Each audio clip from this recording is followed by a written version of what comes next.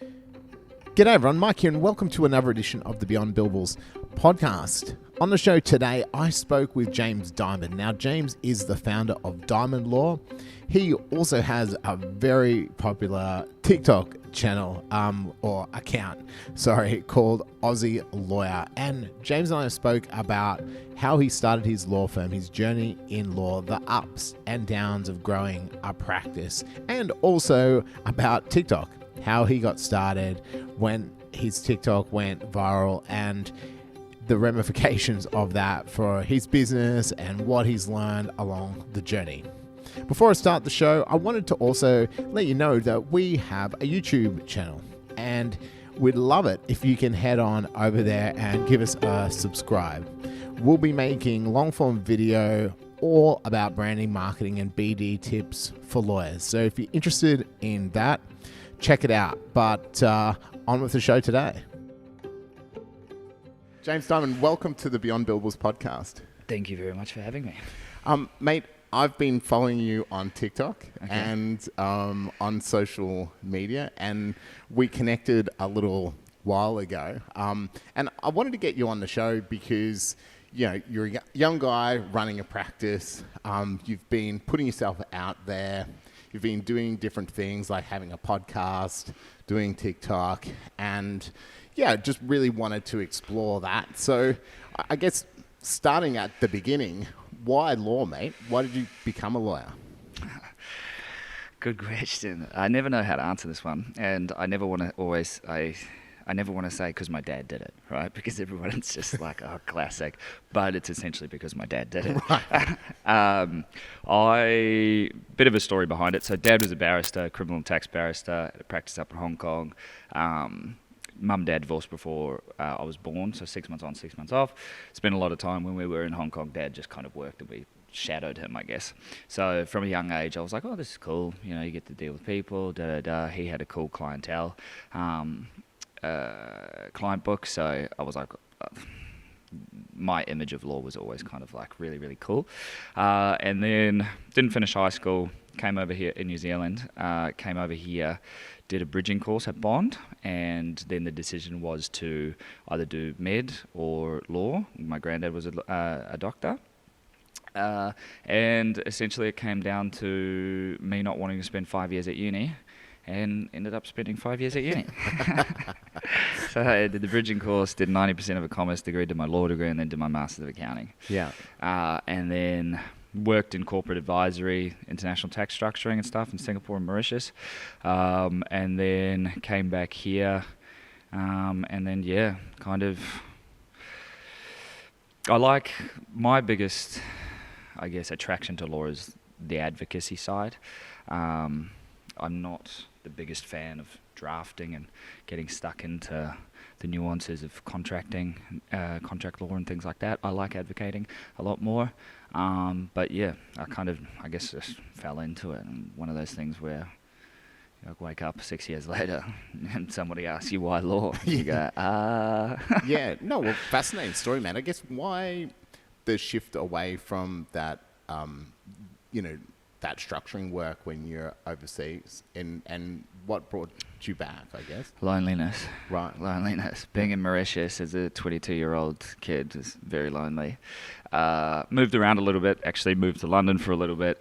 Was going to work over there, kind of travelled around, and then I came back for some medical stuff. I fractured my back in 2012 at uni, so then came back in, I think it was 2017, 18 to get it rescanned and stuff. And the day that I got back, caught up with a guy that was working at Deloitte, and he was like, if you want a grad role, can give it to you. Did that for a few months, hated it.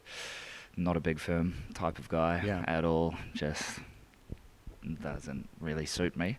So then did that for a little bit, hated it, moved to Sydney to join a boutique practice with a guy that was like ex Norton Rose, ex BOQ. Great guy, did that for 18 months in Sydney, and then moved back up here to, end game was always to open up own shop, kind of thing. So then moved up here in October 2019 to do that. Yeah. So put the shingle out. What was that process like? And I guess what What does it look like the first day when you're in business for yourself? How'd that feel?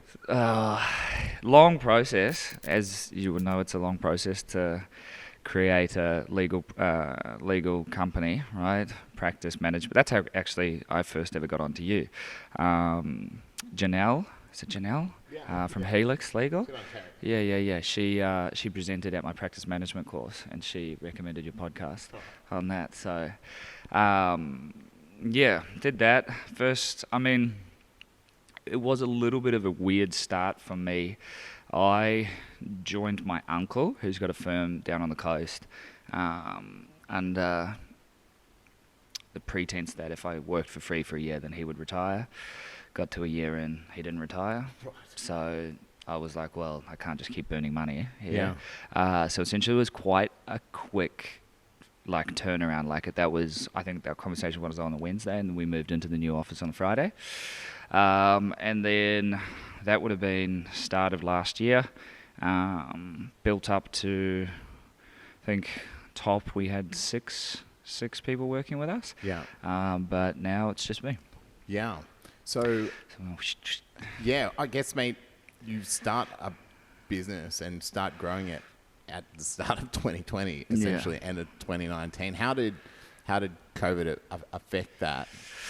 I've always said that when things are good, people want lawyers, and when things are bad, people need lawyers. Yeah. Right? A lot of stressful environments kind of breed. It's just like a different area of law. When things are good, like say property market now, people want lawyers for their conveyancing to purchase because everybody wants to buy at the moment. But when the market dips, people need lawyers to sell them and fast, and so it's just kind of like two sides of a coin. Yeah. So for us, it was okay. Obviously, any small business, you always have teething problems and cash flow problems and things like that. But yeah, it was fine. I'll never forget when I started the firm right in the middle of a pandemic. Yeah. So I guess what you started generalist practice, and what was the where did the work come from? How did that? Yeah. So I had a relationship with one of our lawyers, a friendship with one of our lawyers, Maya. She was working on the coast for a few years. I think she was maybe 7 years PQE when we decided to do our own thing together. So she had a lot of contacts. A lot of our work just came from word of mouth, essentially. Yeah. Just getting out there, constantly networking. Yeah. Saying what's going on, being young, having a different niche too. A lot of Gold Coast lawyers are older and archaic, so it's kind of easy to have a point of difference. Yeah. A lot of work came from that. Younger people doing business, wanting to do, wanting to use a lawyer. So that's essentially on their same wavelength. So yeah. So I guess from that growth perspective early on, was it a matter of the work coming in and then you just hiring because of a needs basis, or did you really want to go out there and grow, and so you hired before the work came in? No, on a needs basis kind of thing. Work was coming in, so we kind of made quite fast hires. Had a lot of work, but yeah, like we were saying off camera, work comes in, you hire, 10 lawyers worth of work comes in next week, it's 2 lawyers worth of work. Yeah. So it's quite hard. So scaled slowly, have been scaling back kind of this year to now just me, but now I have the workload of 6 people, which is amazing. So I guess, mate, obviously last year, then you embarked on the social media stuff that you started to do. Started this year. Oh, so it's only started this year? Started this year. Wow. Yep. So what was that process, and what was your thought around doing that? Do you know that Jim Carrey film, the series of unfortunate events? Yeah. Kind of like that. Right. So my assistant paralegal at the time, we were always talking about doing TikTok just because of the numbers and things like that. I was like, well, why don't you do something up for our first video? Let's just get into it. Nobody's going to see it. Nobody's going to, I had 0 followers on TikTok at that time. I was coming back to the office from a lunch, going to play golf, which probably sounds terrible. Just complained about working hard and just came in for a lunch, going to golf. So I was like, we got to do this quickly. Videoed it really quickly. It was horrible. The topic was topical. It was about police searching your car, what your rights are. Mucked it up, stuttered. So kind of perfect storm. People, like a lot of people on TikTok or social media like to share stuff when, to take the piss out of people, right? If it's great, they're like, oh, that was cool. But if it's shit, they're like, haha, look at this idiot. Yeah. Are we allowed swearing on here? Oh, go for it. Yeah. I never tick the box. Suitable for kids. Sometimes I'm like, oh, did I swear in that? But actually, it's funny on YouTube when you tick, is this content suitable for kids? It disables your comments. Yeah. So which I always choose no. I always choose no, just in case. In case somebody drops an F-bomb or a C-bomb or something. So then we did that, and then I went and played golf, and then got home, went to go to bed, checked my TikTok to like 25,000 followers. What? Really? Humans of Bankstown essentially shared it. And a lot of the Instagram page, they're shut down now. Right. I think for community guidelines or whatever. But they obviously, their audience is the humans of Bankstown. The humans of Bankstown typically are interested in if cops can search your car, et cetera. And because I essentially effed it up, people shared it a lot. So that's how it started. And then it kind of morphed into me wanting to kind of provide clarity on the difference between American law and Australian law. Okay. Because all throughout my career, so many friends of mine, you would have experienced barbecue stuff. They can't do this, even to the point where people are like, I'm like thinking we have like the Fifth Amendment or the First Amendment and things like that here, and I'm like, it's just not like, what are you talking about? Yeah. Because a lot of people's first exposure to law is on movies, right? Yeah. Legally Blonde or or Suits or stuff like that. So that was our strategy of kind of doing like clarifying kind of videos, essentially like keeping left, like driving in Queensland, you know, like people like, you don't have to, and I'm like, well, it is under the Traffic Regulations Act, so can you please fucking keep left? Mate, when we were used to travel, you'd come across the border in New South Wales, and all of a sudden everyone would be in the right hand lane. Literally, I'm like, what are you guys doing? It's a Queensland thing, mate. It's so frustrating. I hate it so much. Many of an argument in my car with my wife about that. So. My partner just loves the speed, so she's on the inside lane just going 120. And then, I've dropped off recently, obviously with letting everybody go. I really have not much time, but got a meeting after this actually about social media strategy, and that's how this came about, because the guys last week thought they were at the top, so had to come and clarify that, Yeah, well, if you come at the king, you got to come correct. I guess so you had that first video go viral, and then you spent the time, and I've seen a few where you share your own experiences with the law as well, which is quite interesting. What's been the feedback that you've got, mate? That's always been a big one. I think because I'm younger, I think I resonate with the uni crowd a little bit more. And I've always just been completely honest with my experience with law, with big firms and stuff. Like, I've always felt like there's a lot of everything's fine kind of in law, like, no, it's great, I love it here. I'm like, you fucking hate it here. You be honest with yourself. Like, it's fine if you don't like it here, if it's a career step, but just be honest with how you're feeling. So I've always kind of tried to give my own personal experience and just been honest, and I think uni students resonate with it, and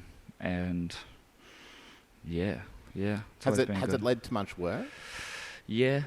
But more so like criminal leads and things like that, you know, like the 60-year-old property developer is not going to be like, let's use him for it, you know. Sure. So it's more younger crowd. But you're also not really making content for 60-year-old property developers. Yeah, exactly. Exactly. And it's never been, the intent behind it has never been to get work out of it. It's, essentially, one, first and foremost, a bit of fun, and two, kind of just, like clarifying different little issues and things like that, you know, that come up in everyday life. Like, and those have been our biggest videos, you know, like getting searched by cops, like being in cubicles if your friends are doing drugs, being able to, like, you know, those little things, your roommate smoking weed or something like that, or, you know, growing weed, things, little like clarification, things like that have always been well, you see examples of other people on social media and TikTok and even YouTube, really,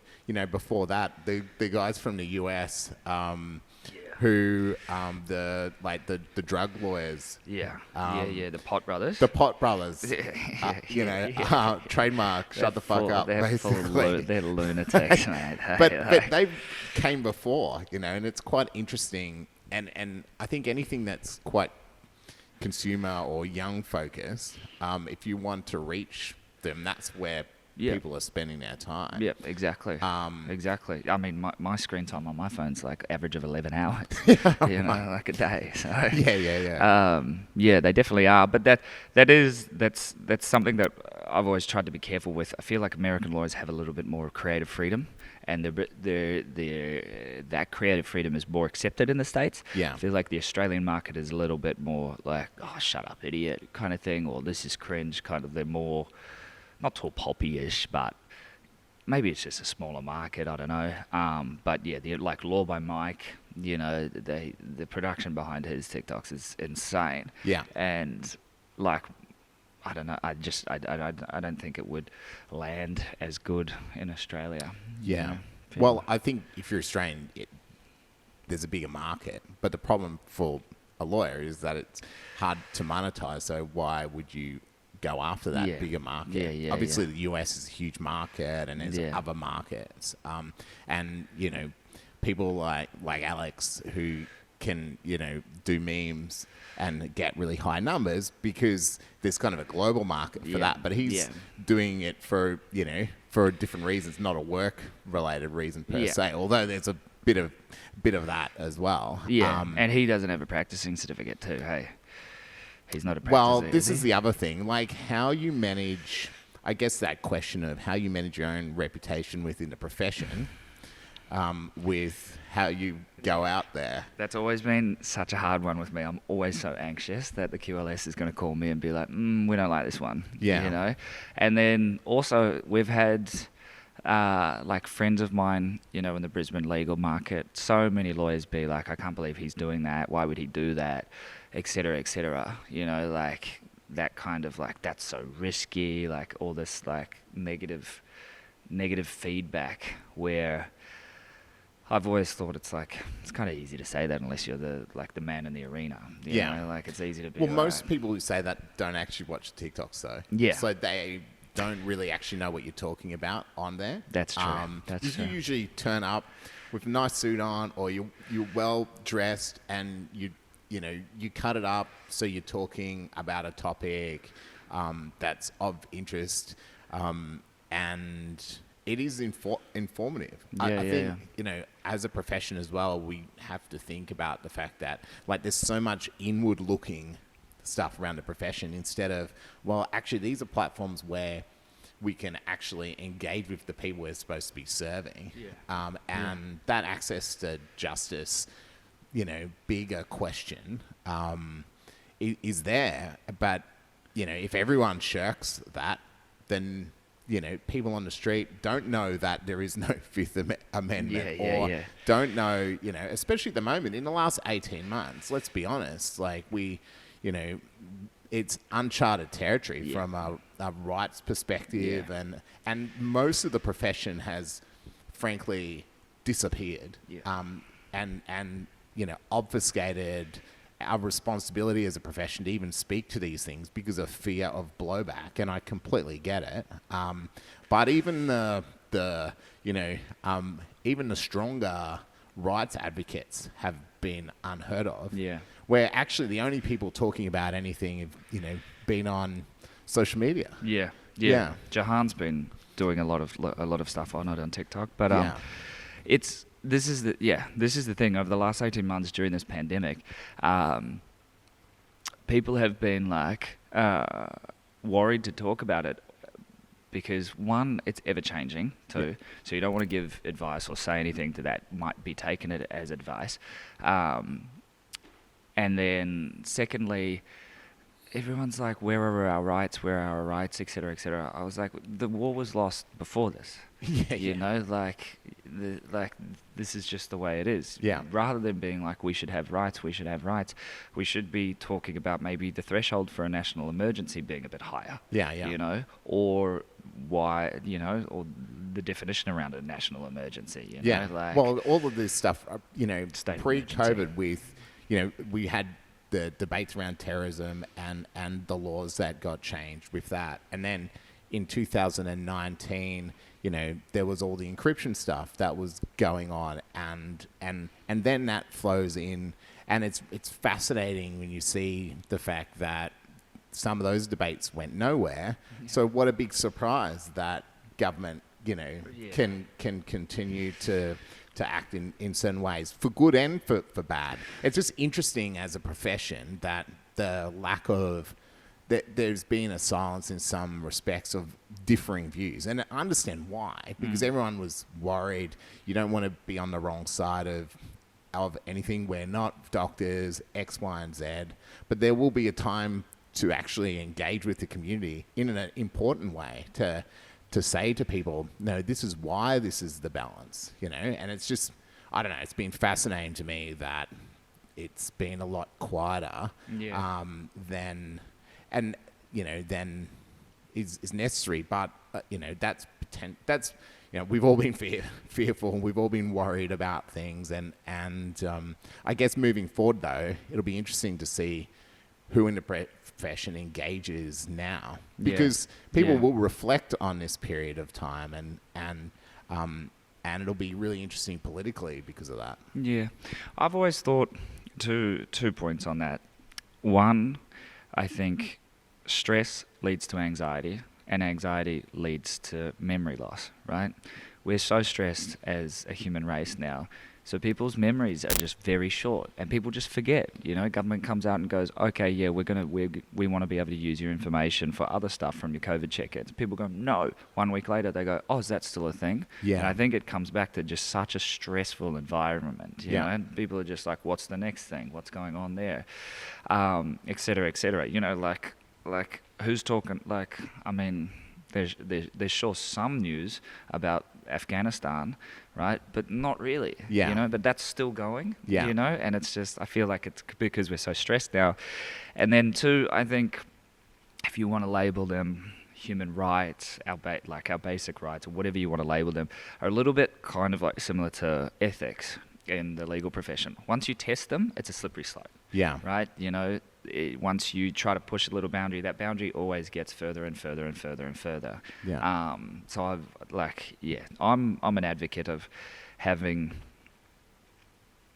some basic human rights, but it's very hard, and there's so many idiots out there too. It is very hard, man. Yeah. It's been so hard for the worst jobs in the last, there's been a few bad jobs, but I couldn't imagine having to be a decision maker like a politician or CHO or anything in the last 18 months. Talk about stress and talk about impossible kind of to please everyone. But they've all done, I don't know, we've been really bloody lucky in the grand scheme of things. But I think it'll be really interesting to discourse when we look back and then analyze, okay, how did things go?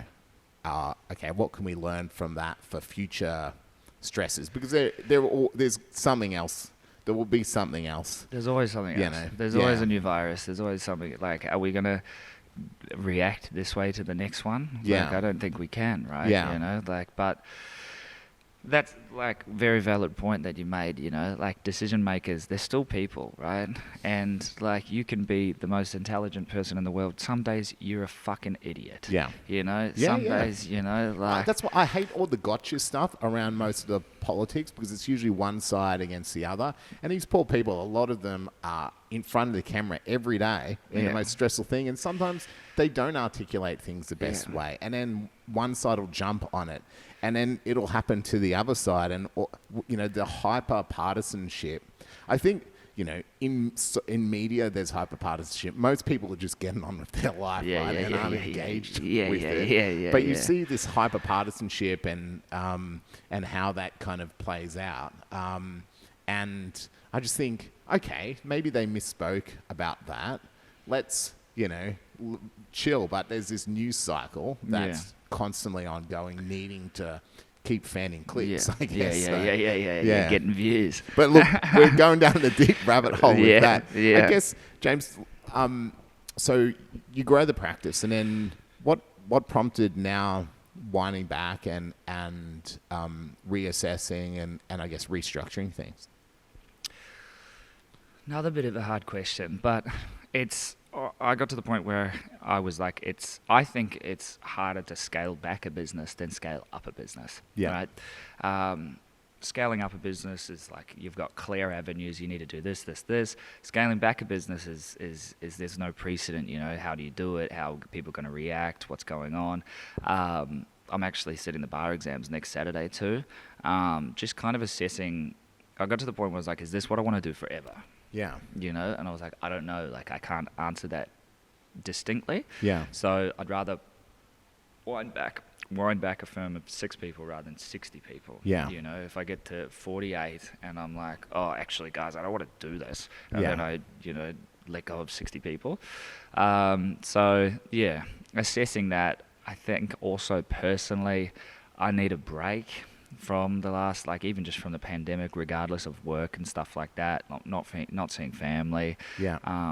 Like 3 of my brothers are in New Zealand, 2 of my brothers are in Bali. My stepmom's in Bali, and my biological mum's in New Zealand. So, not spending like time with them and stuff. I kind of got to the point where I was like, sitting the exams. I'll sit the exams, take some time off, reassess, and then that kind of morphed into now potentially being absorbed by another firm, which is exciting. And I think personally, I got to the point where I kind of just got sick of being not the only motivated person, but the only person, like strategic person, you know, the only person just being like, this is what we're going to do, with no partner or anything. But then I didn't want to partner with a younger lawyer, because then I would imagine there would be like a lot more like conflict, you know, like 2 of the same peas sometimes don't fit in the same pod, right? And then older lawyers I talked to a few different people and just totally different mindsets and stuff. So eventually kind of got this guy that he's younger, like early 40s, but he's motivated, and it's kind of re-enlivened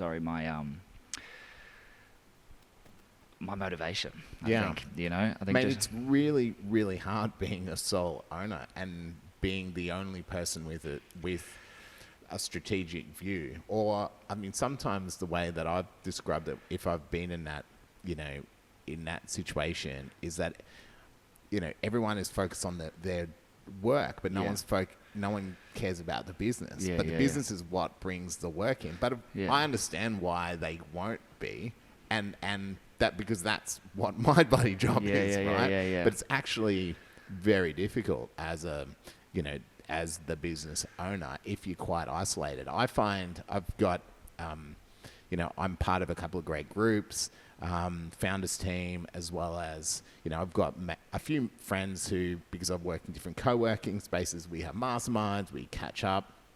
That keeps me on a level. It keeps that. But I had a business partner, went through, a separation from that, know the ups and downs of that. But sometimes you sit there and you think, wow, it would be great if I could just do the work and someone else could just think about where the work comes from. But, so, and I think there's no magic answer to this stuff, mate. You know, and it's No. cool that, and you're 100% right. Like, you've got the opportunity when you're younger to test things out and see what works for you. I had a friend just walk away from a business, and I think they had a 10 or 12 in their business just because he had enough over years of stress and anxiety. Yeah. And he was really worried about it at the time. And I'm like, man, like, I think he's 28, 29. I'm like, dude, you're like not even 30 years old. Yeah. Like, that's great. There's no better time to do this than right now. Yeah. You know, I've got no kids, got no dependents. Can't really do it when I'm like 38 and I've got like 4 kids that, you know, got 100 grand. You can. Yeah. but it's harder. It's a lot easier now, Yeah. you know. I just get to walk away. Yeah. You know, like I can, you know, worst comes to worst, the firm shuts down, everything shuts down. I can go get a bar job or something, you know, to keep me busy, you know, like where that wouldn't, you know, your expenses only get higher. Yeah. So how have you dealt with the stress of that yourself? Because it's not easy letting go of people and making those decisions. I know myself, I generally held on for way longer than what served me. Yeah. How have you managed that? I think everybody does, because especially if you like them, you know, especially if you're friends, you kind of put the this is the best decision for the business aside of like, oh, they're so nice, you know, like I don't want to like, you know, what are they going to do kind of thing. So I just was honest with the girls. I was just like, look, it's what I want to do. I don't want you guys to sit in a sinking ship with me. Go find other jobs, and when you get offers, then we'll call it there. Yeah. You know. So, but yeah, it was definitely like quite long in the piece. But now I'm thinking maybe it was too early because of how much work I've got to do. I'm like, can you guys come back? And they're like, nah. Well, look. So I guess what do you enjoy doing, and what obviously doing the bar exam, that's a different thing altogether. Yeah. What do you think the next couple of years will look like? You know, experimenting. Yeah. I've got no idea, to be honest with you. Sit the bar exams.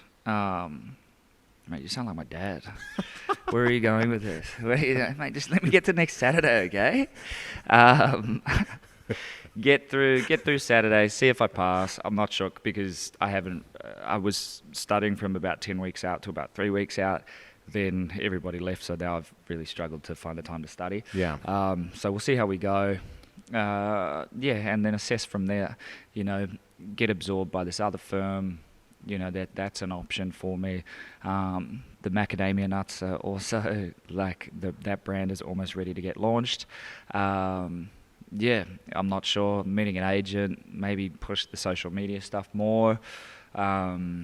It just depends where it goes. I think I'll just go with the most exciting opportunity at that time. I feel like I've, the last year, not tried to force things, but have been trying to do what I think has been right and not essentially what I want to do. Yeah. And I find that there's an end to that. There's always an end point to that. Yeah. Where if you just, for me personally, if I follow what I want to do, I'm better at that. You know, like big firm, I didn't want to do that, so I wasn't good at it. Yeah. You know, and then it's kind of a cyclical, like I don't want to be here, so I'm not good, and they don't want me to be here, kind of thing. Yeah. You know, and I'm like, well, now I don't want to be here because you guys are critiquing me, kind of thing. So, for me, I think the next couple of months is more so of a process of figuring out what I want to do. Can't do everything. Right? Can't be a barrister and a solicitor. That is the hard bit, right? Like, look, I've personally struggled with that for some time. Usually mine was between living in Australia and living in Italy, where I spent some time and you know, the different kind of career pathways, and then you look across but you can only be in one place at a time. And I think there's one thing Gary Vee talked about is that, you know, there is only one good decision. It's the decision that you make. And then that other thing doesn't actually exist. Yeah, but it's very hard. It's very hard to like think of what if, you know, like what if I stayed in Mauritius? What if I stayed in Singapore? Yeah. You know, what if I stayed in Sydney? What if, you know, but you have to, it's very hard to be. It's being present, right, and being committed to what you're doing right now. And if you're not committed to doing what you're doing right now, that suggests to me that's not what you want to be doing. Yeah. Because when you're doing what you want to do, it's easy to be completely infatuated by it. Yeah. You know, like.